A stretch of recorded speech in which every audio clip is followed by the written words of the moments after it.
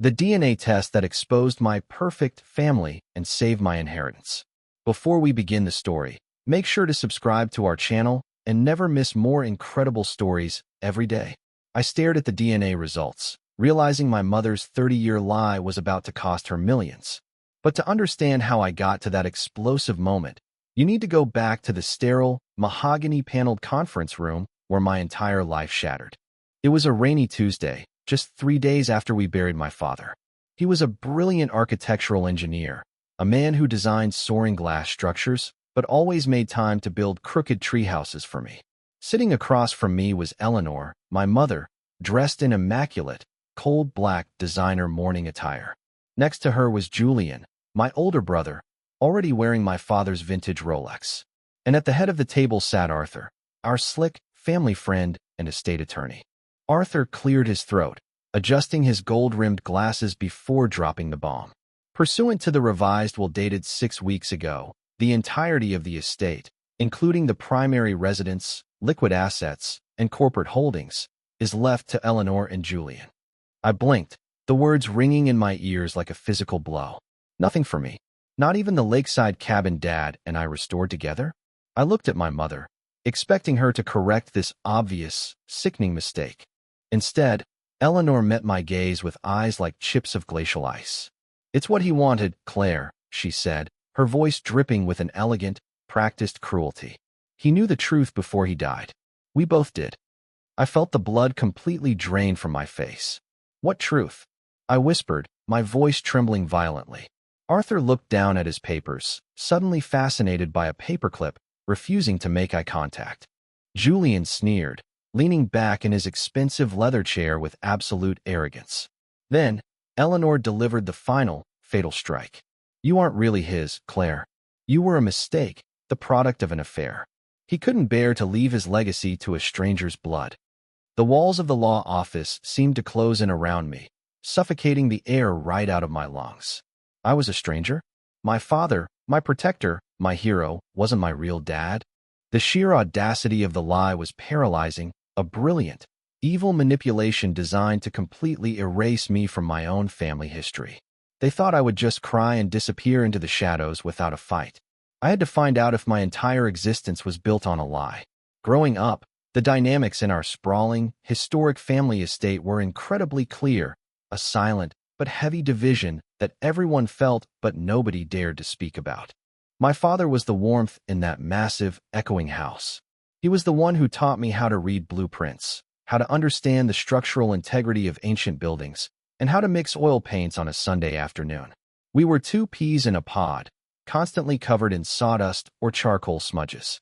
Eleanor, on the other hand, was entirely obsessed with public image, social standing, and her precious golden child, Julian. While Dad and I were in the workshop, Eleanor was meticulously grooming Julian for high society, buying him expensive sports cars and aggressively covering up his numerous academic failures. Julian was her perfect mirror, arrogant, highly status-conscious, and deeply resentful of anything that took attention away from him. Dad's sudden, unexpected passing from a massive heart attack completely destroyed the delicate balance of our household. The very night he died, the shift was immediate and terrifying. I was sitting on the living room floor, utterly devastated, clinging to one of his old flannel shirts.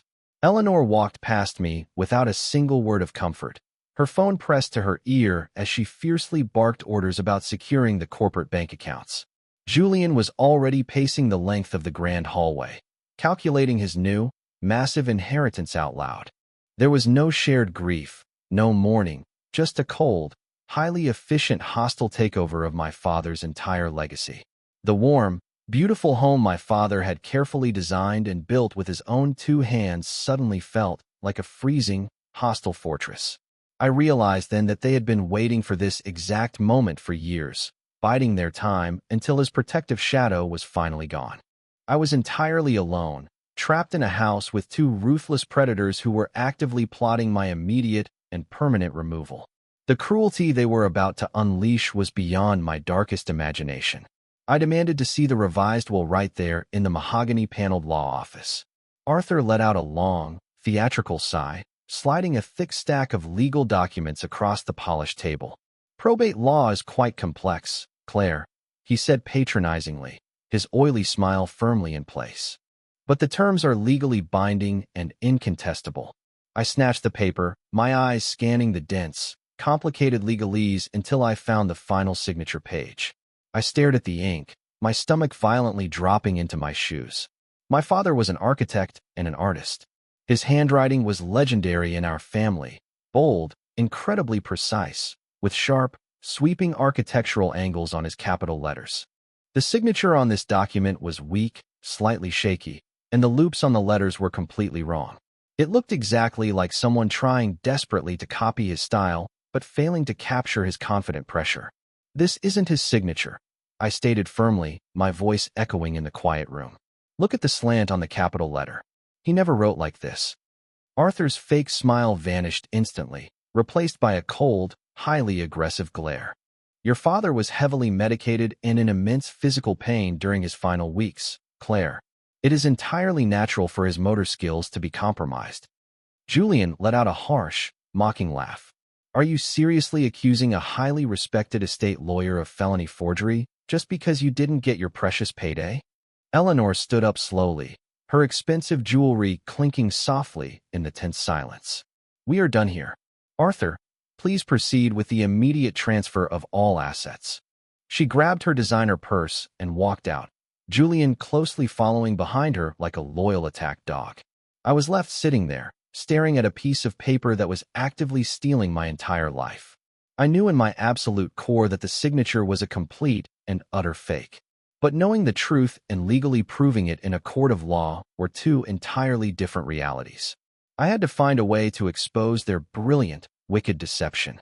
When I returned to the family estate that evening, my key wouldn't turn in the massive oak front door. I jiggled the handle, panic rising in my chest, before realizing the heavy brass locks had been completely replaced. Before I could even knock, Julian swung the door open, blocking the entryway with his broad shoulders. "Mom doesn't want you in the house anymore," he said with a nasty, victorious smirk. "Go find your real father and ask him for a handout." He tossed a single, hastily packed garbage bag onto the wet driveway. It contained a few pairs of jeans, some basic shirts, and absolutely nothing of sentimental value. My father's blueprints, my art supplies, my childhood photo albums, all of it was locked away inside. Over the next 48 hours, the gaslighting campaign went into terrifying overdrive. I desperately called my extended family, my cousins, my aunts, seeking shelter and support. But Eleanor had already poisoned the well. She had tearfully confessed to everyone that I was the shameful product of a long-ago affair, and that my father had finally found out right before his tragic death. She painted herself as the loyal, devoted wife who had silently borne the burden of another man's child for decades. My relatives either sent my calls directly to voicemail or told me they didn't want to get involved in ugly probate disputes. I spent 3 horrific nights sleeping in the back seat of my cheap, incredibly cramped sedan, eating stale granola bars, and crying until my eyes were completely swollen shut. I had hit absolute emotional rock bottom. I was entirely broke, newly homeless, and grieving the sudden loss of the only parent who ever actually loved me. The psychological torture was working perfectly. I actually began to deeply question my own genetic identity in the lonely darkness of my freezing car. I was starting to believe her sick lies until my phone finally rang. The caller ID flashed with a name I hadn't expected to see: Uncle Henry. He was my father's older brother, a gruff, fiercely loyal man who had always kept a healthy, suspicious distance from Eleanor's high society theatrics. We met at a rundown, anonymous diner on the absolute edge of town. When I sat down in the sticky vinyl booth, looking utterly exhausted and defeated, Henry slid a steaming mug of black coffee across the table. "I don't buy a single word of your mother's dramatic bullshit," he growled, keeping his voice incredibly low. "Your father loved you more than his own life. You have his exact eyes, his stubborn jawline, and his mind for structural details. There is absolutely no way on this earth that you are not his biological daughter." The sheer relief of finally hearing someone validate my reality caused a fresh, heavy wave of tears to spill down my face. Henry reached into his heavy, worn leather jacket and pulled out a small, brightly colored cardboard box. It was a commercial DNA testing kit from one of those popular genealogy websites. Eleanor thinks she can completely erase you with whispers and rumors, Henry said fiercely, tapping the small box with a thick finger. We are going to crush her stupid lies with hard, undeniable science. I've already sent my own spit tube into the exact same registry last week. If you are my brother's child, we will match immediately as a niece and uncle. Once we have that concrete, indisputable proof, we can rip that fake will to absolute shreds in front of a probate judge. My hands shook violently as I carefully opened the small cardboard box and pulled out the sterile plastic vial. This tiny tube of saliva was my only weapon against a multi-million-dollar fraud machine. I filled the tube, sealed it tight, and felt a dangerous spark of hope ignite inside my chest. I mailed the package and mentally prepared for an agonizing war of attrition. The genealogy company warned that the forensic processing could take up to 4 agonizing weeks. I couldn't just sit in my car and slowly lose my mind waiting for an email. I found a remarkably cheap month-to-month studio apartment, surviving purely on instant ramen noodles and draining the absolute last few $100s of my personal savings to hire a fiercely independent private handwriting expert. I sent him high-resolution scans of my father's genuine architectural blueprints and a digital copy of the suspicious revised will. While I anxiously waited for his professional analysis, I started conducting my own quiet surveillance. I parked my unremarkable sedan down the street from the massive family estate, watching the iron gates with a cheap pair of binoculars. I quickly noticed a highly disturbing pattern. Arthur, the slick estate lawyer, was visiting the house almost every single day. He wasn't just dropping off legal paperwork, either. He had his own key to the side entrance. He stayed late into the evening, and once, I clearly saw him and Eleanor drinking expensive wine on the back terrace, laughing together like they had just won the lottery. The sheer intimacy of their interactions made my skin completely crawl. Why was the family attorney suddenly acting like the man of the house just weeks after my father's tragic death? I meticulously documented every single visit, writing down exact timestamps and license plate numbers in a small, spiral-bound notebook. Julian was completely oblivious, spending his days test driving insanely expensive luxury sports cars and aggressively burning through the estate's liquid cash reserves. The pieces of a massive, incredibly dark puzzle were slowly starting to form in my mind, but I was entirely missing the central picture. I needed that DNA evidence to drop. Then my phone chimed loudly, signaling the arrival of the genetic test results. My hands were sweating so profusely that I could barely type my password into the genealogy website's login screen. The bright loading icon spun for what felt like an absolute eternity before my massive genetic profile finally materialized on the screen. I immediately clicked on the Relative Matches tab, holding my breath until my lungs actively burned. Right there, at the very top of the list, was a confirmed 25% shared DNA match. Henry, labeled perfectly as uncle. I let out a massive, explosive sob of pure relief. Eleanor's incredibly cruel lie was officially dead. I was my father's true biological daughter. The blood running through my veins was legitimately his. I screenshotted the match and immediately sent it to Henry, feeling a massive surge of victorious adrenaline. But as my eyes scanned further down the digital list of genetic relatives, the adrenaline suddenly turned into absolute, freezing ice. Directly below Henry's name was another incredibly close match, sharing roughly 25% of my DNA. The system algorithm had labeled this anonymous user as half-sibling. My brain completely short-circuited. A half-sibling? That was scientifically impossible. I was an only child. Wait. I clicked onto the anonymous user's public profile. The account didn't have a full name, but the username was Jules_FastCars94. Julian. My older brother had taken this exact same health and ancestry test a few years ago when he was aggressively tracking his macro diets. He was my half-brother. We shared the same mother, but we absolutely did not share the same father. My father wasn't Julian's dad. The sheer magnitude of the betrayal hit me like a runaway freight train crashing through a brick wall. Eleanor had ruthlessly projected her own disgusting sins directly onto me to cover up her massive, decades-old lie. I frantically clicked on Julian's paternal matches to discover his real father's identity. I dug deeply into Julian's paternal genetic line, my eyes practically burning holes into the glowing laptop screen. His DNA was directly linked to a prominent family tree that was completely unrelated to my father's lineage. The prominent surname on all of his closest paternal matches was completely unmistakable.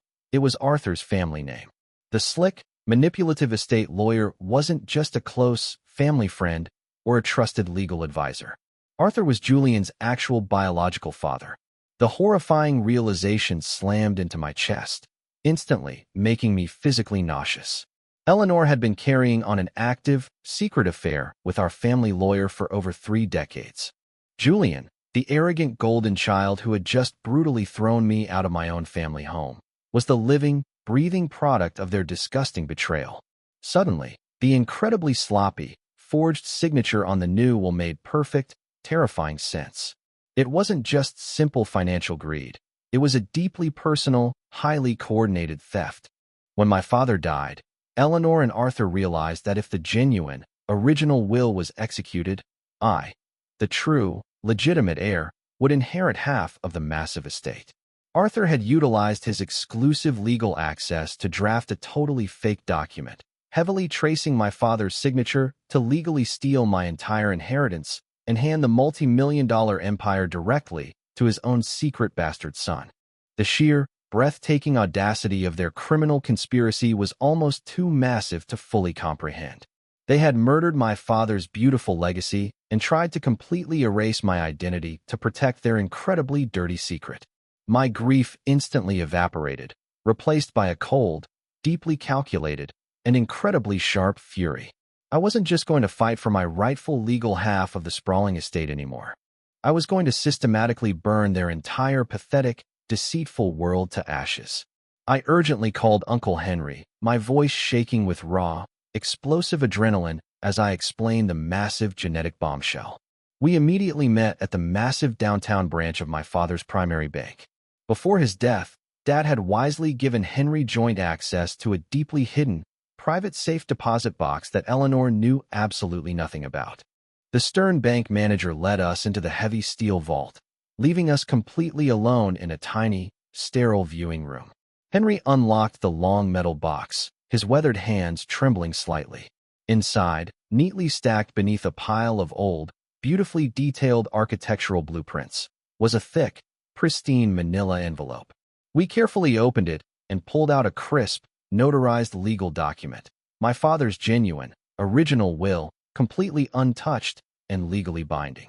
It explicitly stated that the entire estate was to be divided perfectly equally between Julian and me. But that wasn't the only treasure hidden inside the dark steel box. Beneath the legal documents was a small, worn leather journal. I gently opened the fragile pages, instantly recognizing my father's bold, sweeping handwriting. The entries detailed his private, heartbreaking suspicions. He had known about Eleanor and Arthur's disgusting affair for several years. He wrote about his immense, crushing disappointment and his quiet, methodical plans to eventually confront them both. He even documented Julian's suspicious physical resemblance to Arthur, noting his deep fears for the future of the family empire. My father hadn't been a clueless, blind victim at all. He had been silently gathering concrete evidence right up until his sudden, fatal heart attack. He had left this incredibly damning paper trail perfectly hidden, trusting that Henry and I would eventually find it. Armed with the true will and his tragic, undeniable confession, our revenge plan crystallized perfectly. We just needed the perfect, inescapable legal trap to completely destroy their lives. My phone buzzed loudly with a deeply condescending text message from Eleanor.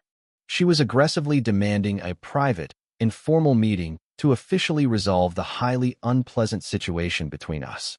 I met her at a sterile, overly expensive downtown coffee shop. She sat rigidly in the corner booth, wearing a ridiculous designer scarf, completely refusing to even look me in the eyes. "Claire, this public hostility is incredibly exhausting and embarrassing for the family," she said, sliding a thin manila folder across the small table. "Arthur has generously convinced Julian and me to offer you a very small, one-time compassionate settlement of $50,000. In exchange, you simply sign this ironclad non-disclosure agreement and officially waive your legal right to ever contest your father's will in probate court. $50,000. It was an absolute, laughable insult compared to the massive multi-million-dollar estate they were actively stealing. They were desperately trying to buy my permanent silence with pocket change because they were deeply terrified I might actually hire a real lawyer. I had to play the absolute performance of my entire life. I intentionally let my shoulders slump heavily, forcing hot, dramatic tears to perfectly well up in my eyes. I made my voice shake with completely fake, pathetic defeat.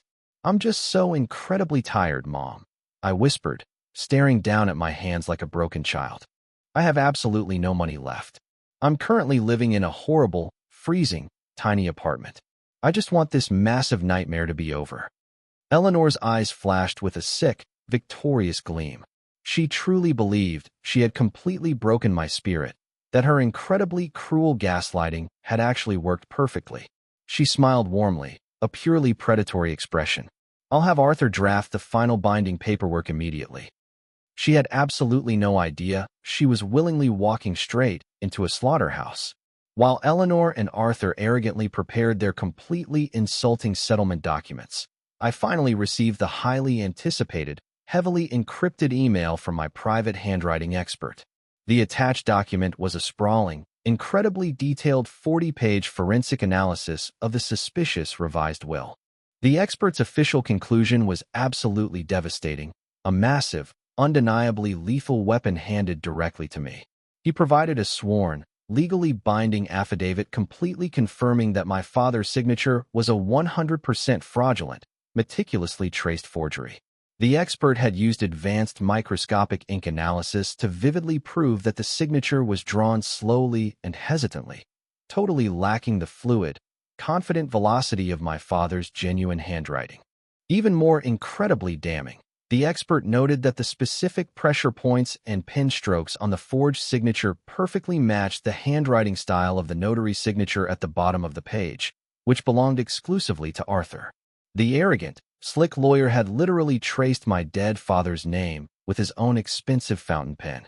I printed out 5 thick, high-quality copies of the sworn forensic affidavit, my hands violently shaking with raw, explosive anticipation.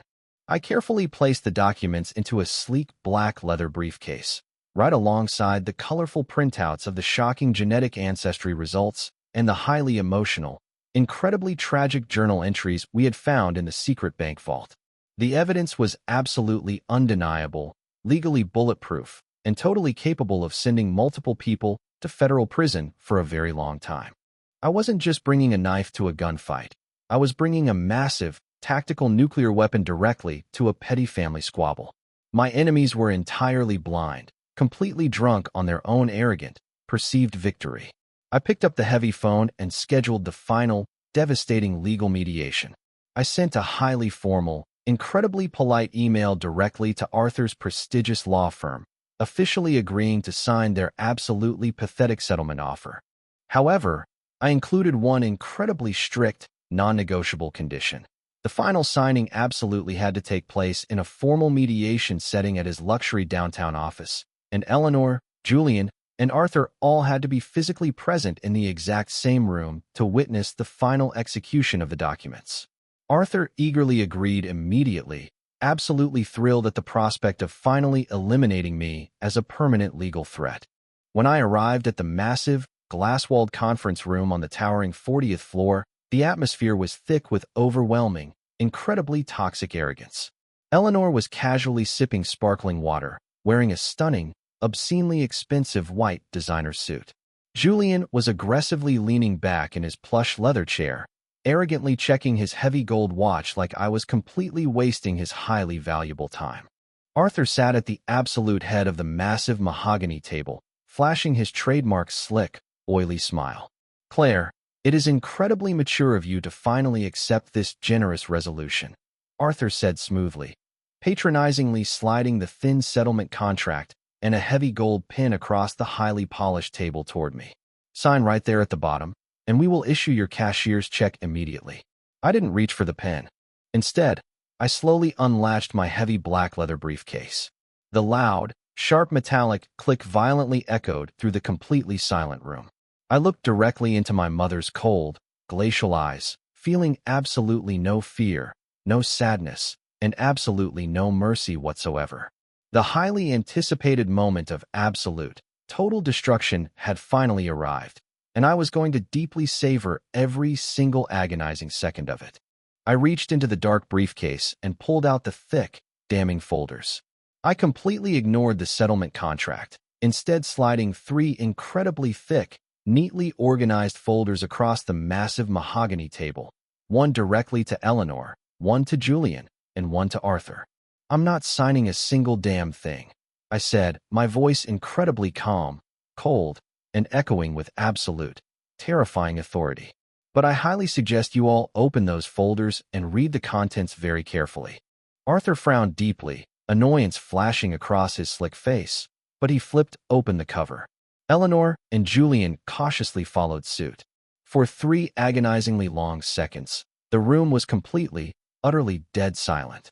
Then, the absolute, chaotic reality of the situation violently slammed into them. Arthur physically recoiled from the table, his face turning the color of completely wet ash as he stared directly at the sworn forensic handwriting affidavit legally accusing him of felony forgery. Eleanor gasped incredibly loudly, a raw, horrible, guttural sound, as she stared at the printed, undeniable DNA results clearly labeling Julian and Arthur as biological father and son. Julian looked wildly back and forth between the colorful genetic charts and my father's deeply tragic journal entries. "What the hell is this absolute garbage?" Julian screamed furiously, his voice violently cracking in sudden, blind panic. "This is a fake. You fabricated this whole thing." I leaned forward, resting my elbows heavily on the polished wood. "It's hard, undeniable science, Julian. You are a bastard. Arthur is your real father. You have absolutely no legal right to my family's incredible legacy. And Arthur." I turned my deadly, icy glare directly toward the sweating, hyperventilating lawyer. "Tracing a dead man's signature to actively steal millions of dollars is a massive felony. The FBI loves these kinds of slam-dunk, high-profile wire fraud cases." The perfect, beautiful illusion they had spent decades building instantly and violently shattered. Total, absolute chaos instantly erupted in the sterile conference room. The so-called perfect, high-society family violently tore each other to absolute, bloody shreds in a matter of seconds. Arthur completely panicked, his expensive lawyer facade instantly vanishing. Terrified of losing his prestigious law license and spending his final years rotting in a federal prison cell, he aggressively pointed a shaking finger directly at my mother. "She made me do it." Arthur screamed hysterically, entirely throwing the woman he had loved for 30 years directly under the speeding bus. Eleanor emotionally blackmailed me. She threatened to completely destroy my own marriage if I didn't forge the revised will. Eleanor shrieked like a wounded animal, throwing her glass of sparkling water violently across the table at his face. "You pathetic, spineless coward," she wailed, completely losing her elegant composure. Julian sat perfectly frozen in his chair, completely paralyzed by the horrifying, world-shattering realization that his entire golden child existence was a massive, incredibly dirty lie. His rich father wasn't really his father, his inheritance was entirely stolen, and he was officially nothing more than the shameful product of a cheap, sleazy affair. I slowly stood up, gathering my empty briefcase while they viciously screamed and physically lunged at each other. Uncle Henry was already waiting quietly in the lobby downstairs, completely ready to file the massive, ironclad lawsuit with the probate court and officially hand the overwhelming forensic evidence directly to the state police. I didn't say another single word. I simply turned my back on the pathetic, screaming mess of absolute human garbage and walked right out of the heavy glass doors. The incredibly toxic, heavy weight that had been actively crushing my chest for months was finally, permanently gone. I stepped onto the elevator, incredibly ready to reclaim everything that was mine. The legal aftermath was incredibly swift and absolutely merciless.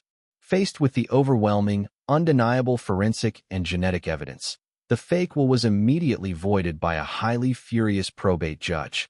Arthur was officially stripped of his prestigious law license and is currently facing massive federal charges for felony fraud and criminal conspiracy. Eleanor was entirely disgraced, The brutal scandal hit the high society gossip circles like a massive, unstoppable hurricane, completely destroying her precious public image. Julian, completely cut off from the massive fortune he arrogantly thought he owned, was forced to quietly move into an incredibly cheap, run-down apartment on the absolute edge of the city. As for me, the true, original will was officially executed. I inherited exactly what my loving father had genuinely wanted me to have. I moved proudly back into the sprawling, beautiful historic estate, completely changing the massive locks one final time. Uncle Henry frequently comes over on Sunday afternoons, and we spend incredibly quiet, peaceful hours sitting in my father's old workshop, surrounded by his beautiful architectural blueprints. Going through this absolute nightmare taught me a massive, invaluable lesson about the true nature of human greed and the incredible, unbreakable strength of the truth. If you are ever faced with a toxic family that tries to actively gaslight you, rewrite your history, or completely steal your rightful legacy, do not ever back down or surrender to their cruelty. Always trust your gut, meticulously gather your undeniable evidence, and let the hard, cold facts do the absolute fighting for you. Blood does not automatically make you a true family, and dirty, buried secrets never stay hidden forever in the dark.